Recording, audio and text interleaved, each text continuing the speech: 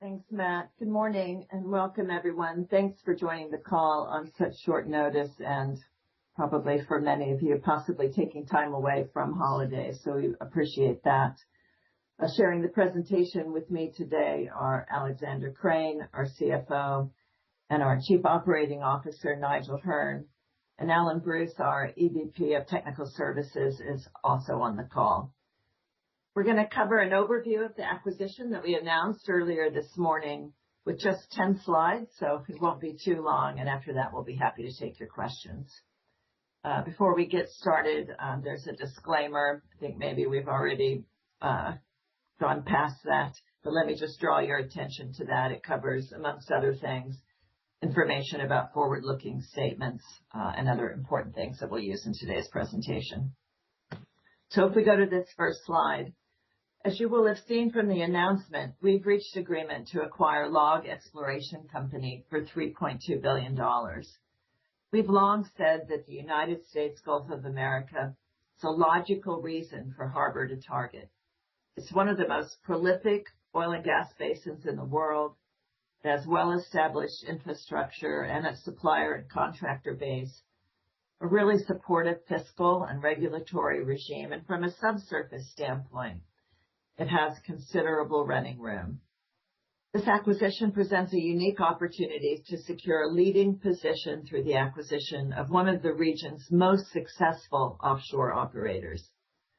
LLOG has a high-quality portfolio of deepwater oil assets, and importantly, the acquisition includes the LLOG organization, an exceptional, highly regarded team with decades of experience, and which we believe will be an excellent strategic and cultural fit for Harbour. Before we dive into LLOG, we can go to the next slide. Let me just set this acquisition in context of other recent activity. This is the third transaction we've announced this month, each one advancing our strategy in important ways. We're not targeting scale for scale's sake. Rather, we're recycling capital for reinvestment into cash flow accretive growth opportunities. We announced the sale of our mature Indonesian production, one of the highest unit operating cost assets in the company, and the stalled tuna project for $215 million early in the month. This improves our portfolio quality and accelerates value. We also announced the $170 million acquisition of Waldorf in the UK, which brings $900 million in value from tax losses and immediately unlocks $350 million of trapped cash, more than covering the purchase price. So the Indonesia proceeds, along with the near-term cash flow uplift from Waldorf, will help fund our strategic entry into the deepwater Gulf through LLOG. Together, these three transactions are expected to materially increase our free cash flow between 2026 and 2030. So a really busy month for our team, and I'm proud of what they've delivered as we near year's end. As this next slide shows, Harbour's grown from zero in 2014 to more than 450,000 barrels a day of production today, driven by disciplined M&A and reinvestment into acquired assets. Since our first transaction, we've repeatedly demonstrated our ability to secure strategic, value-enhancing transactions and to safely and successfully integrate businesses. While past acquisitions focused on building scale and diversification, this one's about strengthening the portfolio, making it more resilient and enhancing longevity. It establishes a major new platform for us in the deepwater U.S. Gulf, adding a fifth core business unit alongside Norway, the UK, Argentina, and Mexico.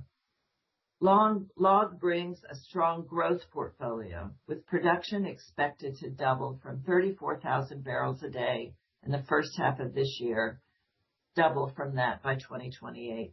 This is supported by a deep inventory of attractive drilling opportunities within existing hubs, and it enables Harbour to sustain our overall production at around 500,000 barrels a day to 2030, with meaningful exploration upside on top of that.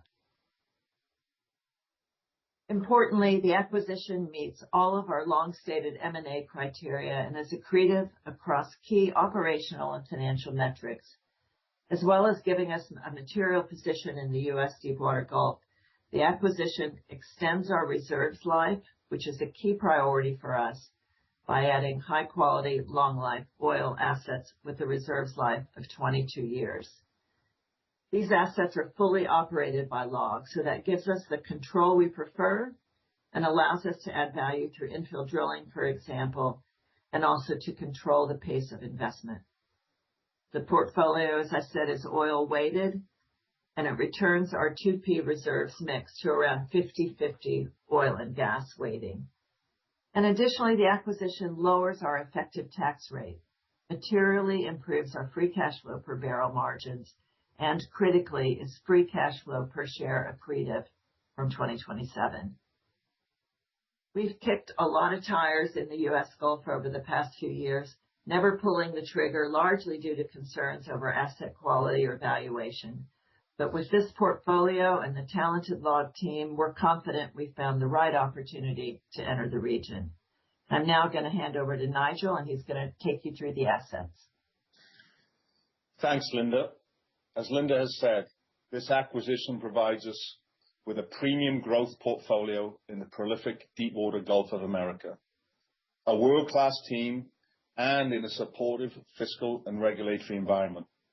In short, we like the basin, the company, the assets, and the portfolio fit. And we like the people and the resource inventory that they have built. The portfolio is anchored in the Miocene and lower tertiary deepwater trends, which contain the majority of the remaining resource in the Gulf of America. The attributes of the Deepwater Gulf means that these are highly cash accretive, high return barrels with low emission intensity. This is because the infrastructure we require is already in place, and we have a strong inventory of reserves and resources to keep it full.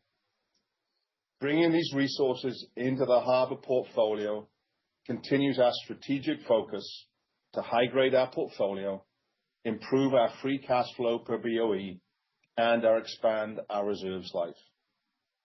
Overall, the portfolio adds more than 270 million barrels of 2P reserves, an increase of 22%, and with a LLOG reserves over production ratio of 22 years, it extends our reserve life.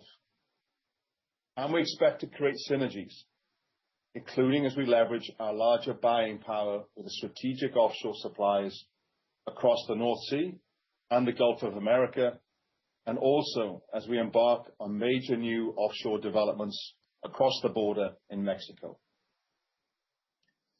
LLOG's portfolio is dominated by 3 large, long-life deepwater hubs with high-rate wells: Who Dat in Mississippi Canyon, and Buckskin and Leon Castile in Keathley Canyon. LLOG currently runs 1 rig across the 3 hubs, and we plan to continue this into 2026 with potential for a 2nd rig thereafter. At Who Dat, the focus is on infill drilling and progressing the development of the 2014 Who Dat East and South discoveries. We also see upside potential in the deeper reservoirs at Who Dat. Buckskin is a standout example of the LLOG team's operational excellence and capital efficiency. Under LLOG's operatorship, the development was delivered with half the planned wells and a quarter of the budgeted cost. Production performance has also exceeded expectations. Only 2 initial wells were required to deliver targeted output levels. These wells ranked among the top 10 producing wells in the entire Gulf of Mexico in 2021 and 2022. The team has since brought 4 wells online, with a 5th being completed as we speak. And finally, Leon Castile, which successfully started up just a month or so ago in October, represents a long-term development opportunity with significant drilling inventory supporting production growth. Development of the fields was unlocked by redeploying the Salamanca floating production system, the first of its kind in the Gulf, which opens up the outboard Wilcox play and creates a platform for future high-value tiebacks. With such a strong portfolio and talented team, there's a great deal to be excited about. The acquisition will make Harbour the fourth largest resource holder in the basin and the largest amongst independents. LLOG's production is expected to double from 34,000 barrels a day by 2028 and deliver a 25% three-year compound annual growth rate, driven by the ramp-up of Leon Castile and a deep inventory of drilling opportunities located near to or within the existing hubs. In addition, we have approximately 500 million barrels equivalent of prospective resource. The LLOG team bring a proven track record in project execution, deep expertise in developing the Wilcox play, and one of the strongest exploration track records in the deepwater Gulf. They have drilled more than 300 wells since 2002 and are responsible for roughly 1 in 3 of all Gulf of America discoveries made since 2014. As has been the case in our previous transactions, this acquisition raises the bar again in terms of competition for capital. Capital discipline always matters in our business. As such, only the best opportunities will be funded, helping us to deliver superior returns. I'll now hand over to Alexander to take us through the financial elements of this acquisition. Great. Thank you, Nigel. And again, good morning to everyone calling in today. So my first slide provides a snapshot of the transaction, which includes a total consideration of $3.2 billion, made out of $2.7 billion of cash and $0.5 billion of Harbour's ordinary shares. And on the left side of this page, a summary of how we'll pay for it. The use of equity, priced at 215 pence per share, and existing liquidity reduce the debt requirements, and it enables the sellers to participate in the ongoing success of LLOG within our enlarged portfolio. On completion, the sellers will own 11% of Harbour's ordinary voting shares, of which 70% will be subject to a 1-year lockup. And the way the loan facilities are structured provide flexibility and allow for efficient deleveraging. We are adding some debt to finance this opportunity, and our opening pro forma leverage is expected to be slightly higher than the through-the-cycle goal of staying below 1 times.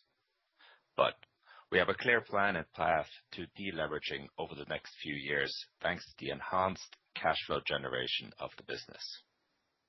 As we did post Wintershall, we will look to refinance the bridge facility in relatively short order with the issuance of new bonds, continuing to benefit from the access to lower cost capital that our investment grade rating affords us.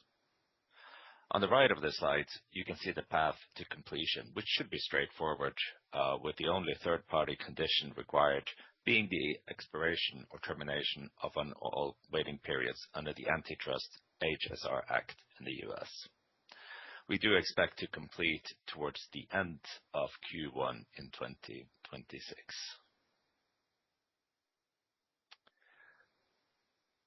The LLOG business complements our portfolio with a high-quality, long-life oil assets underpinning strong production and cash flow growth profiles. This helps secure the longevity of our portfolio. This acquisition means we can keep Harbour's overall production at around 500,000 kBOE per day to the end of the decade, and at the same time deliver material and increasing free cash flow thanks to the improving free cash flow per BOE margins. Further, as Linda mentioned, the profile of this acquisition fits well with a near-term uplift in cash and free cash flow coming from the Indonesia divestments and the Waldorf acquisition.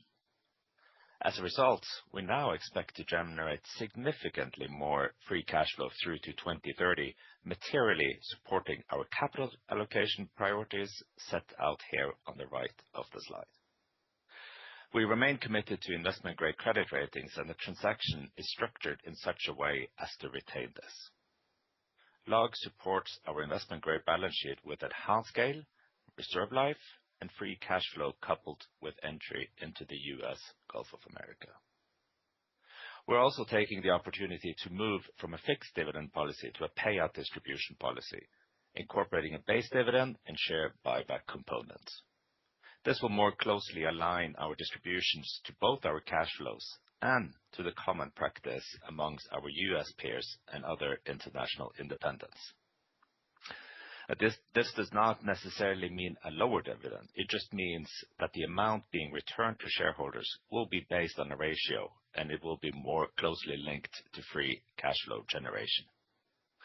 We plan to provide more detail on this along with our full year results in early March.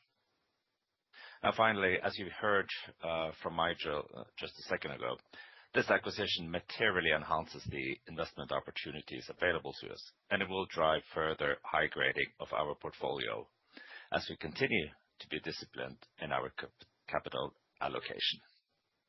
And with that, I will hand you back to Linda for a wrap-up. Thank you. Thanks, Alexander.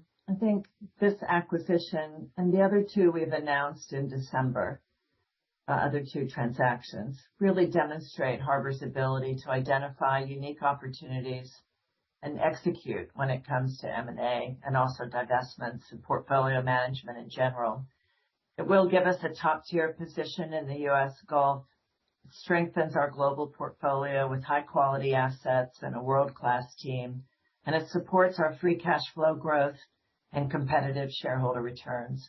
So we're really pleased to be able to share the news. Meets all of our criteria and builds on our existing business in a really exciting way. So thanks again for joining us again during the holiday period, and I'm now going to open the call for any questions you might have for the team.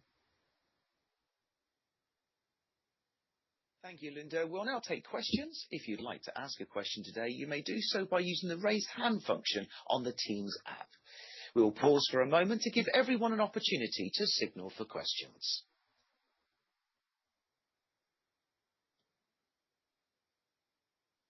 Our first question comes from Linda Rainfield. Linda, please go ahead and ask your question.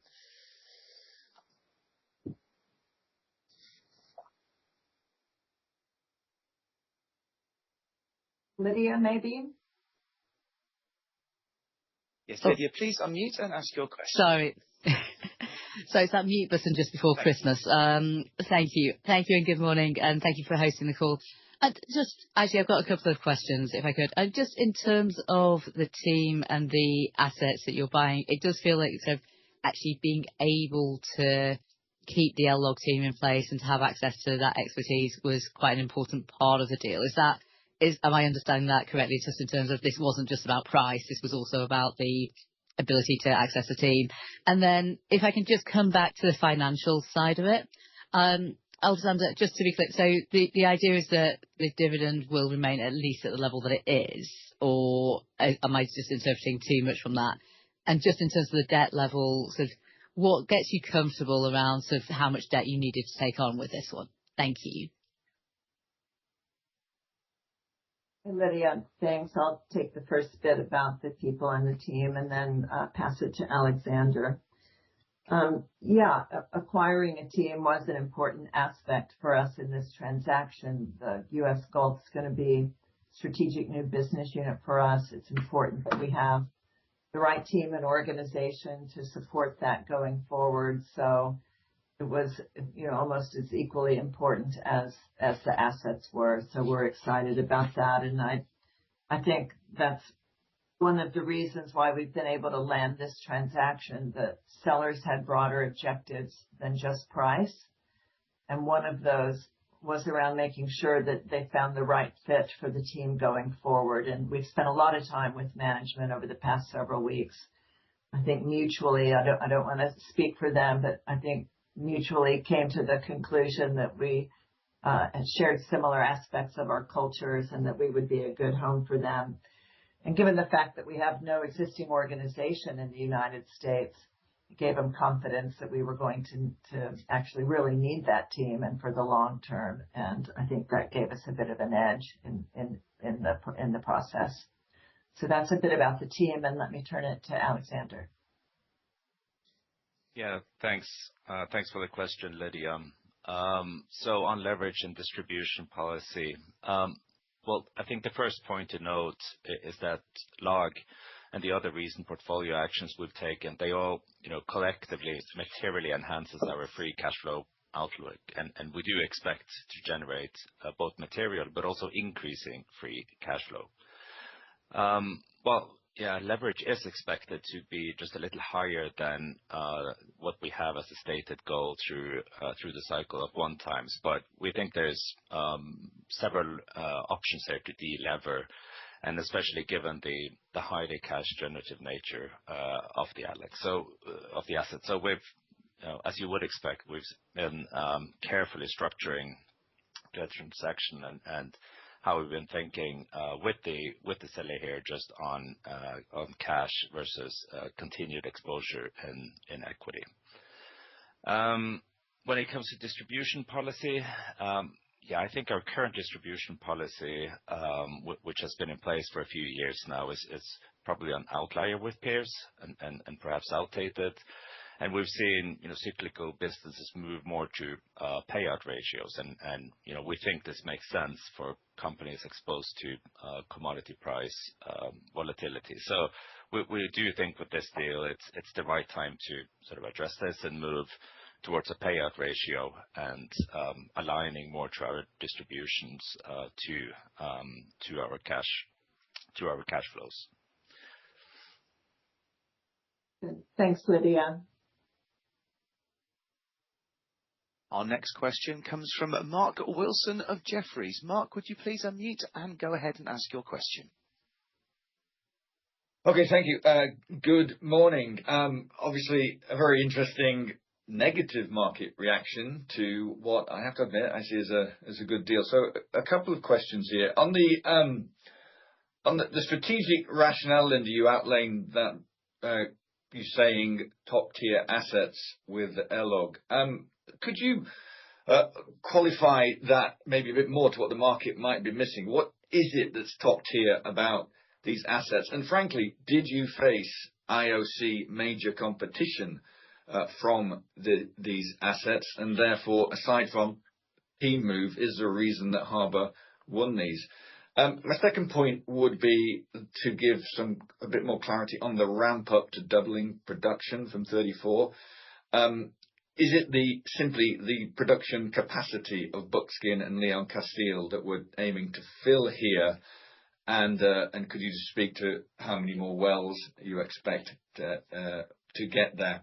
And those would be my two questions. Thank you.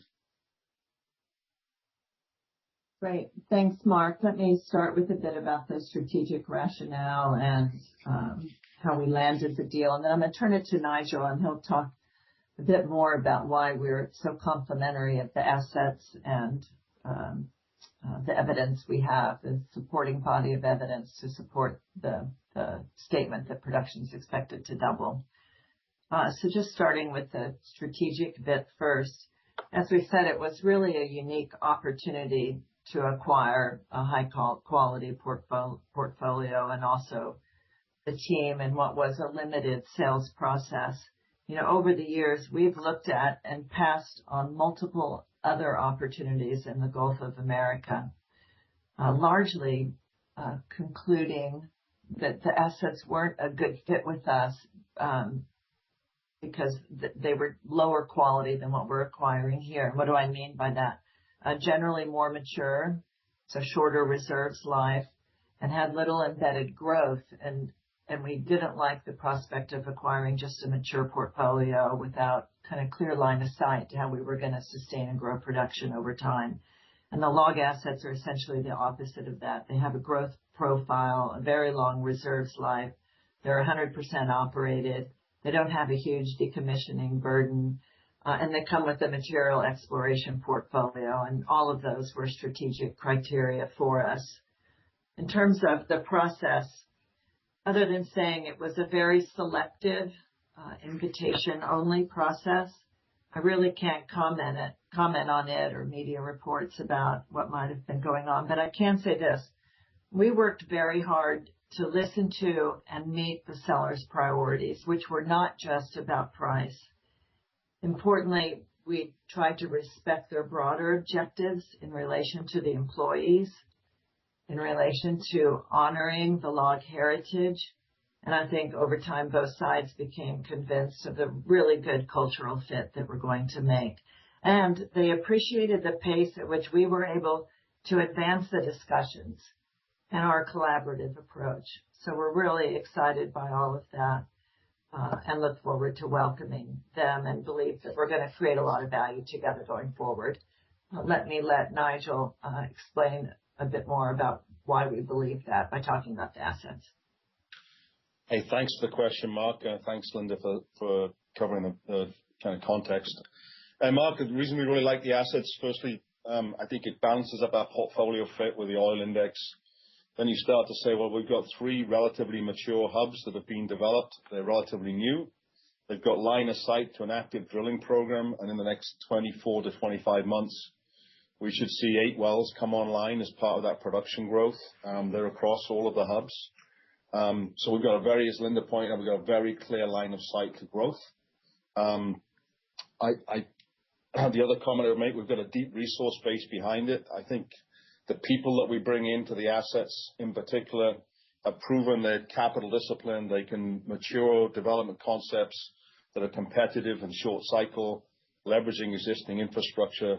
They've been one of the most successful companies around exploration to keep that infrastructure full. That means we've got highly accretive cash generating barrels coming in our portfolio.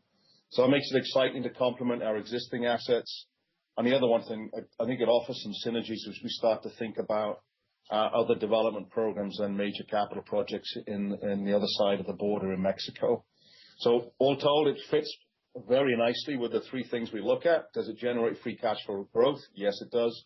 Does it have margin growth? Yes, it does. And does it add to resource reserve to production? Yes, it does. And it does it very profitably and competitively. So when you put all of those things and the capability that we bring in, it's an exciting asset to bring into that company, and it's a great fit, complements with the other positions that we have around the world. So, like I said, I like it. I like the deal, I like the assets, and I like what they bring into our portfolio. Thank you very much. If I may add a follow-up. Thank you. Yeah, if I could add a follow-up question. Thank you. To Alex, you mentioned about the leverage point staying close to possibly over 1 times post the deal. On the free cash flow point, would it be possible to say at point of completion of this deal and assuming those UK tax losses that you've got in as well at current prices, would you be deleveraging in the coming year? That would be the first question. And then second, to Nigel again, could you just remind investors who might not know who are the partners in the various hubs that you're buying into? Thank you. Yeah, thanks, Mark. Yeah, why don't I start and then Nigel can take your second question.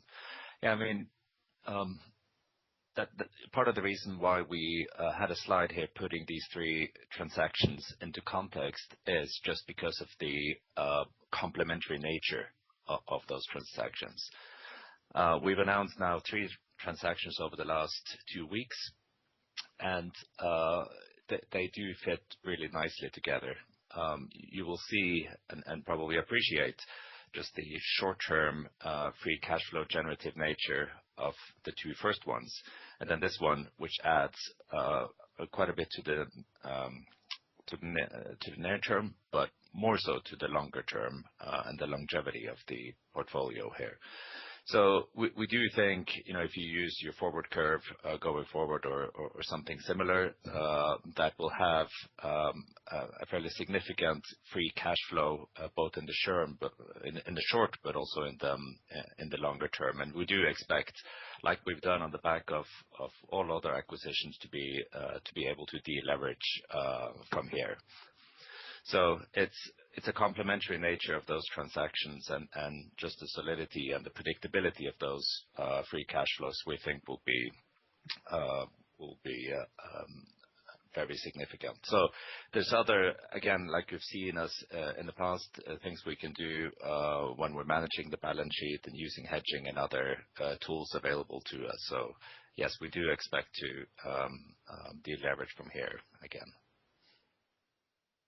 Hey, Mark, maybe I should start with our equity positions. So in Buckskin, we have just over 33%. In Who Dat, we have 45%. Leon is 33%. And in Castile, it's around 48%. Our primary partner is a long-standing relationship with Repsol, but also with Ridgewood, Navitas, Karoon, Talos, and Westlawn across those assets. So slightly different equity in each one, but good partners that we look forward to working with. Thank you very much. I'll hand it over. Thank you for your question. Our next question comes from Alejandra Magna from JP Morgan. Alejandra, if you'd like to unmute and ask your question, please. Hi, good morning. Thank you for taking my question. Can you give us some color on how valuation compares with Harbour's prior acquisitions across key metrics and how this deal stacks up relative to other deals Harbour has done? Great. Let me do that, Alejandra. So I think if we compare it to the Wintershall Dea acquisition, which was the most recent, for the LLOG acquisition, if we look on a dollar per 2P basis, I think the number works out to around $12 per barrel. Wintershall Dea was closer to 10. And I think what you have to keep in mind was that Wintershall Dea portfolio was nearly all gas, whereas we're bringing the LLOG portfolio is nearly all oils and typically valued higher. The Wintershall Dea acquisition had a much lower reserves life. And so we're getting a lot more embedded growth with LLOG. And the Wintershall Dea transaction, importantly, had a much higher tax burden. And the effective tax rate on LLOG is a lot lower. So if we compare it to our largest and most recent acquisition, I think it compares fairly well. Maybe the other thing to point out is if you look at valuations done by third parties, Welligence, Rystad, Woodmac, I think they all value this portfolio well north of the $3.2 billion consideration we're paying. Thanks for the question. Got it. Thank you. And my second question is, I think you said more color will come, but could you give us any early thoughts on what constitutes as a competitive payout ratio versus peers? That would be helpful. Thanks. Yeah, I can take that, Alejandra.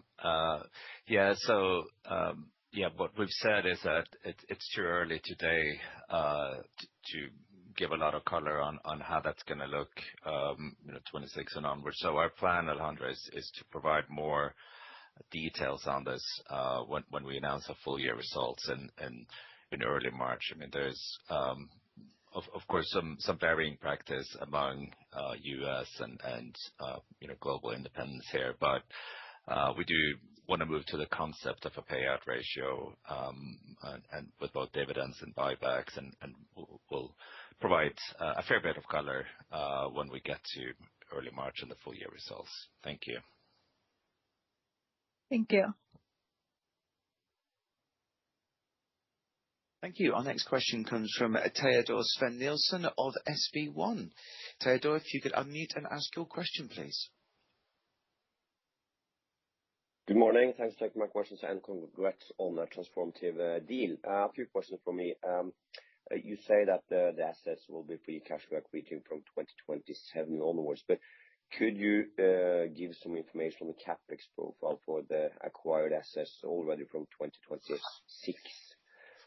Second question, that is on your new shareholders. As far as I understand, the current LLOG shareholders will become a significant shareholder in Harbour after a deal.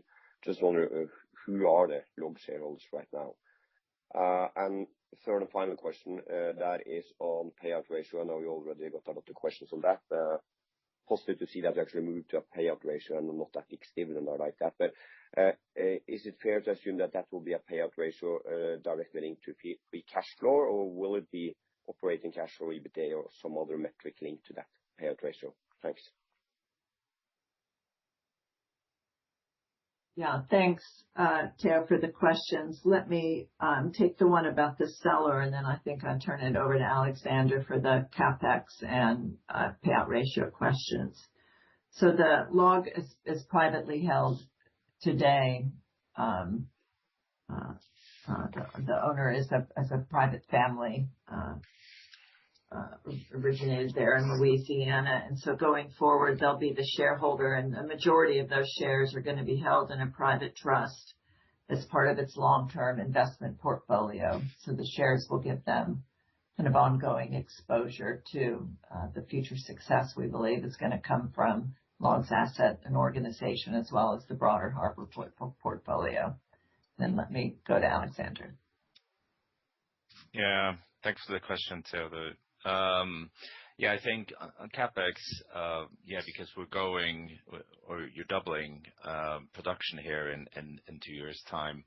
I think on average, we're looking at around 300 million per year over the next 5 years. But needless to say, it's probably a bit more in the earlier years when you take that average across. When it comes to payout ratio, yeah, again, we'll be providing more details when we get to full year results. But free cash flow is probably the one we've used most frequently in our market communication. So that could be a good alternative and linking it more to free cash flow generation. Thank you. Okay, thank you. Thank you for your questions. We've had some questions come in from Matt Smith. These will be our final questions. First one, could you remind us of the attractions that you see in the US, and do you expect this to be a stepping stone to further growth in the region? Second question is, how do you assess fair value for the assets on both an absolute and relative basis to Harbour's current equity value? And Matt's third question is, deleveraging has been a near-term priority post previous transactions. Should we accept the same again? And how does this link to the the FCF outlook in 2026 and the new shareholders distribution policy? Thank you. Yeah, thanks for the questions, Matt. I think when it comes to fair value, as we normally do, we look at valuation from lots of different lenses. In particular, in this case, we had access to very, very extensive diligence on the technical side and access to the team, also finance, tax, legal, as you might expect, and got very, very comfortable with the valuation, and of course assessed it across a wide range of oil and gas prices as well. And so it's kind of our normal process for that. And of course, kind of triangulated that with other sort of external assessments also, but in particular relied on our own internal diligence and the access we had to the company. Let me turn it over to Alexander to answer, I think, your last question, and then come back to me to talk about the attractions overall of the acquisition and the U.S. So, Alexander. Yeah, thanks, Matt. And again, the answer will be, as I've said a couple of times now, yes, the plan will be just based on the free cash flow generation that we now see from the enlarged portfolio. We do expect to, again, be deleveraging on the back of the announced transaction. Thank you. Yeah, and then back to your first question, Matt. We have had a long time ambition to enter the U.S. Gulf of America. As you'll know, right, it's a prolific oil and gas basin well-established infrastructure. Why is that important? It gives you the opportunity for near-field exploration, which the LLOG team has proven very successful at. You can quickly tie those into existing infrastructure, and you get better returns than in a basin where the infrastructure isn't present, or there's not access to it, or there's no capacity. Also, really strong service sector, which we can appreciate. Synergies with our operations in Mexico, and a lot of subsurface running room. And in relation to that, the track record the LLOG team has when it comes to exploration is really second to none. And then, of course, you'll appreciate this as well, just the supportive fiscal and regulatory environment, and the fact that it is set up to support oil and gas activities in the region, and great local support for the industry as well, and the low tax rate. So the margins on the barrels and the cash flow from the barrels, very, very attractive relative to what you might get in other areas. So that's why it's been attractive. We're excited that we landed this opportunity.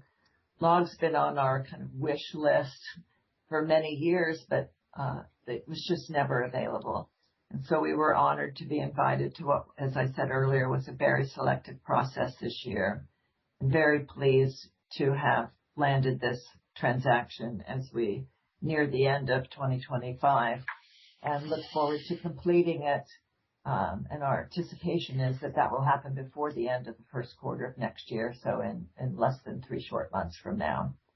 So I think Matt said that was the last question, so we're going to close there. Again, we appreciate everyone taking the time during a holiday week to join the call. And if you have more questions, feel free to just reach out to Elizabeth and our IR office, and we'll be happy to address those. And finally, before we sign off, just warm wishes for the holiday period from all of us at Harbour.